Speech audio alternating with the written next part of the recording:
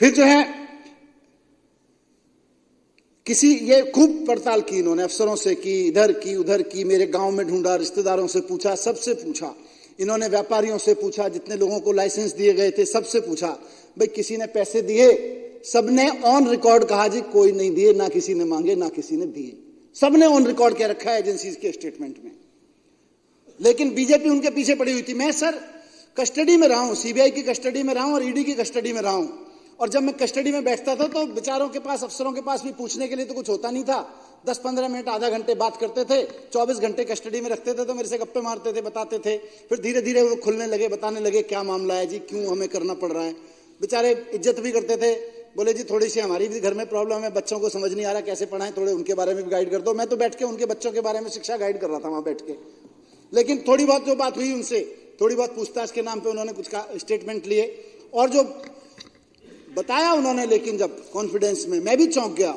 Bharatiya Janata party CBI और ED दोनों के पीछे पड़ी हुई थी कि यह शराब घोटाले को 10,000 करोड़ का घोटाला बनाओ। अधिकारियों ने कहा साहब 10,000 करोड़ में से कोई चवन्नी तो मिले तब तो 10,000 करोड़ की बात करें, इनको यहां तो किसी के यहां चवन्नी नहीं मिल रही, कहां से 10,000 करोड़ का बनाए। तो कई महीने तक ये लोग बीजेपी वाले सीबीआई और ईडी के अफसरों के पीछे पड़े रहे कि इसको 10,000 करोड़ का घोटाला बनाओ, 10,000 करोड़ का घोटाला बनाओ। सीबीआई और ईडी वालों ने हाथ खड़े कर दिए, साहब नहीं बन पाएगा, अफसरों ने। फिर उन्होंने कहा अच्छा चलो 10,000 करोड़ का नहीं तो 1,000 करोड़ का बना दो।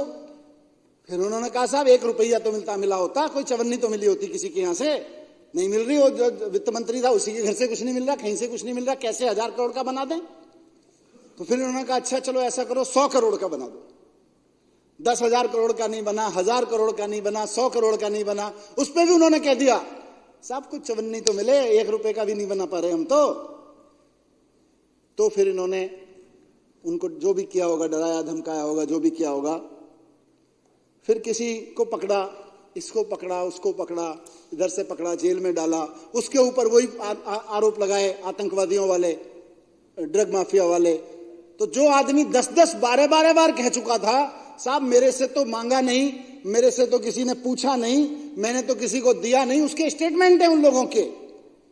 अचानक उनमें से किसी आदमी को ये धमकाते हैं बेटा जेल है, सड़ जाएगा, तुझे बाहर निकालने का एक ही रास्ता है, तू मनीष सिसोदिया का नाम ले, अरविंद केजरीवाल का नाम ले। जो आदमी कह चुका था उसके स्टेटमेंट हैं, और यही होगा ट्रायल में देखिएगा।